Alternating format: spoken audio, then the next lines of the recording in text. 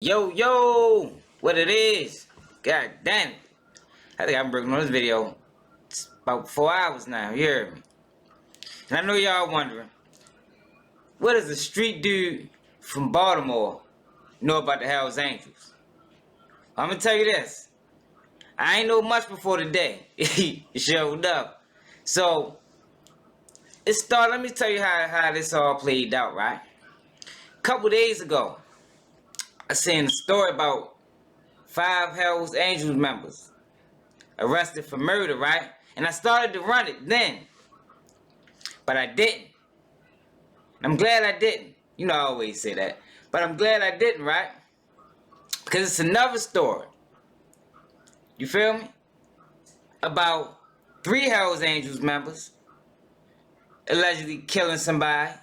And all this is happening like Stockton, California, like that area. I don't know what part of California it is, but San Francisco, matter of fact.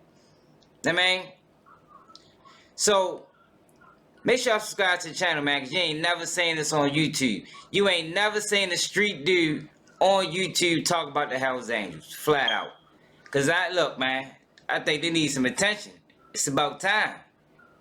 Tired of the light being shined on us. When there's a whole bunch of gangsters out here.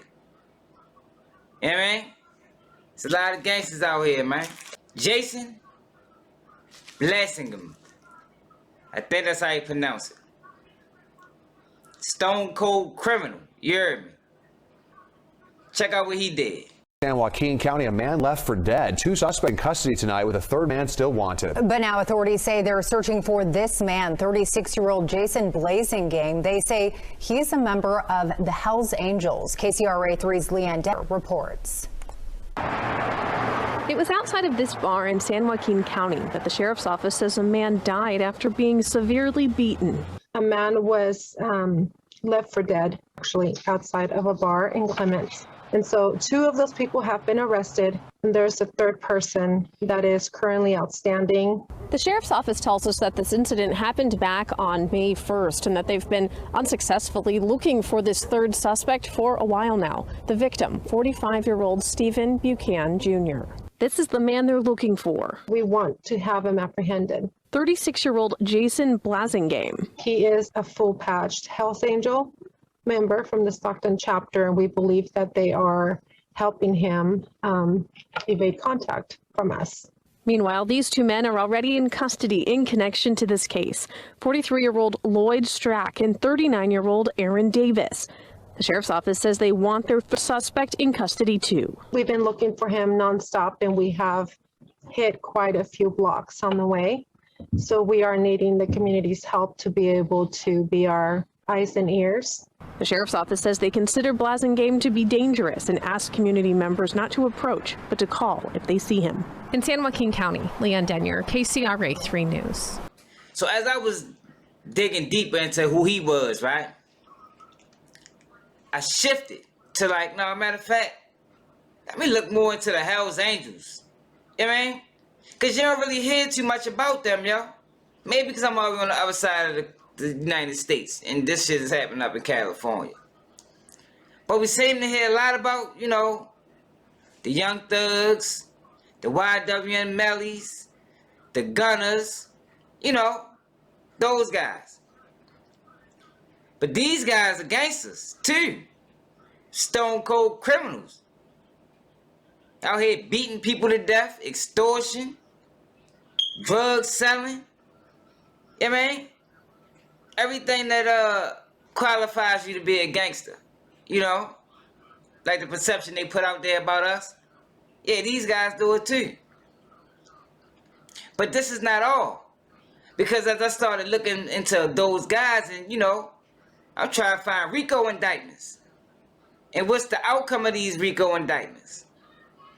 But before I get there, look at this. Authorities say that in the span of an hour at a Shoreline Amphitheater concert in June, a group of Hells Angel members viciously beat an off-duty police officer, then were involved in a fatal assault where one of them punched the man from behind, causing him to fall face first down on the concrete.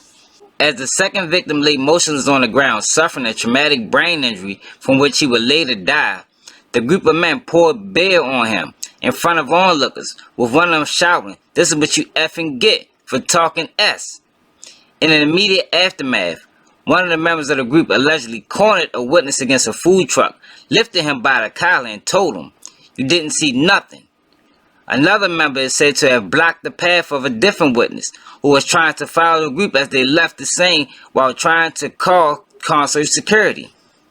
Those details are outlined in a criminal complaint and a Mountain View Police Department investigative summary that accompany multiple felony charges, encompassing murder, assault, and witness intimidation, filed against the 5 men, all of whom were linked to the Hells Angel Motorcycle Club. Tuesday, the men were arrested in the Bay Area and in Chicago, and authorities served search warrants on their homes in San Francisco, San Mateo, and Pleasant Hill, as well as the Hells Angel Club in San Francisco. Logan Winterton, 37, of San Francisco, faces the most serious charge of murder and a deadly assault at the June 18th Chris Stapleton concert at Shoreline. The man who died had been identified as 41-year-old Bakersfield resident Juan Gonzalez. The Santa Clara County District Attorney's Office also filed felony charges of assault likely to cause great bodily injury against Winterton and San Francisco resident Julio Moran, and David Westenhaven, 38, and the 42-year-old Pleasant Hill resident Raymond Cunningham, and Dominic Goddard, a 34-year-old San Francisco resident, who are each charged with a felony count of dissuading a witness. Deputy District Attorney Irene Williams confirmed that Cunningham and Moran were arraigned Wednesday in Santa Clara County, and that both are being held in jail, though records only show Moran being held in main jail in lieu of $500,000 bond. She said Goddard and Westenhaven were booked at San Francisco jail and were released after posting bail and are expected to make their first court appearance in mid-December. Winterton was arrested in Chicago and was awaiting extradition back to the Bay Area, Williams said. The prosecutor said the 2 victims in the case did not know the defendants prior to their chance run-in at the concert. The investigative summary written by Mountain View Police Department Jason Rawdon states the victim in the first attack was an off-duty police officer waiting in line for a portable restroom, who had a brief conversation in the line with Cunningham. Moments later, in an encounter partially captured on security footage, Cunningham allegedly put his drink down, then put both hands around the victim's neck and pushed them back out of the camera view. Rodan wrote that the man reappeared on camera with unsteady gait, followed by Winterton and Westenhaven throwing a drink at him, and one of the 2 punching the man in the face and knocking him to the ground. That was reportedly followed by Cunningham and Moran and Westenhaven and Winterton kicking and punching the man repeatedly, an instance where Westenhaven stomped the man's face. The victim in the assault, who Williams described as only as a police officer who works in California, reportedly suffered head injuries, including a broken orbital bone. Now, both these cases happened within a matter of, what, 2 weeks? You know what I mean? Maybe less, a week, you know what I mean? Week and a half? But it's not getting, worldwide notoriety. And it's like, why? Because once you start learning more about the Hells Angels, you start realizing that these guys been around since what? 1950? And they've been committing crimes, for decades. Heinous crimes. Now, this is the 5 guys. Well, 4 at the time. I think one might still be on the run. You see, they do a real good job of hiding their own, right? But these are the guys that I just was talking about in that article I just read. Look like gangsters to me. You know what I mean?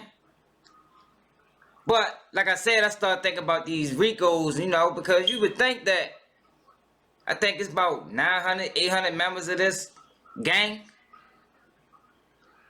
And you would think that they would have came down on them hard. I mean, it is RICOs. They do get charged. But a lot of times they be beating them. Yeah, beating them. And when they don't beat them, a lot of times the time that they get is marginal. Although Ralph Sonny Barger, the president of the Hells Angels Motorcycle Club, describes the organization as a bunch of fun-loving guys who just ride motorcycles. This study provides data to show that it's actually a criminal enterprise involved in multiple criminal activities. Research data show that the Hells Angels are involved in murder, the manufacturing and distribution of methamphetamine, the distribution of cocaine, heroin, and marijuana, the purchase and sale of firearms, and other criminal activities. One of the sources of data for this analysis of the Hells Angels was a 21-month infiltration of the Hells Angels by undercover operatives of the Bureau of Alcohol, Tobacco, Firearms, and Explosives. This operation was launched after a riot occurred between the Hells Angels and the Mongolos outlaw motorcycle gang in the Herrera Hotel and Casino in Laughlin, Nevada on April 27, 2002. Another ATF undercover operation infiltrated the Hells Angels in Phoenix, Arizona, called Operation Black Biscuit. This undercover operation focused on a chapter headed by Ralph Sonny Barger, the president of the Hells Angels for over 40 years. Based on the evidence obtained through this operation, 16 high-ranking Hells Angels were indicted on charges that ranges from murder, murder for hire, violation of the Federal Racketeering Influence and Corruption Organization, RICO laws, and drug trafficking. The 16 defendants were not convicted on the key charges of the racketeering or running a criminal enterprise. Half of the defendants plead bargain to a lesser offense, and 5 other defendants had federal charges dismissed. The plea agreements resulted in no more than 5 years in federal prison. Wow, like, yo, I ain't never in my life. Like, everybody I know got caught under the RICO shit. They get burned under the jail. I mean, any black person I know or seen on TV catch a RICO charge gets buried under the jail. I'm talking about life plus. Look what they did to the Black Panther Party. Hells Angels was around then. But yeah, life plus, 50 years, 30 years. They just gave R. Kelly 30 years for a charge that they made up just to charge R. Kelly. How many people knew that? The man Rico. Yeah, it's something different. Came about in 2021. Straight up. But these guys been allowed to exist and commit crime after crime after crime with little to no consequences. As a matter of fact, even though they're considered a gang, a lot of times they charge these guys separately. Like separate RICOs. Might be 5 of them. 2. Or it just might be 1. But we don't see that in our community. They grab us, you might see 40 people under a RICO indictment. And that's all I wanted to highlight in this video. The hypocrisy and how, you know, the system treat different people when everybody's committing the same crimes. But let me know how y'all feel about this, man. Y'all surprised? Because I ain't gonna lie. I kind of was. You know, you hear about it. You actually know about it. But to actually see it and to hear some of these things these guys was doing, beating people to death. Yo, in that first article I read, right? The guy snatched up the witness, told him, you ain't going nowhere. You better not say nothing. Nothing. Did all that and was only facing what? 5 years? Let that sink in. But make sure y'all subscribe to the channel. Like I said, you ain't gonna see this on YouTube. Not for no street guy. I promise. I'm out.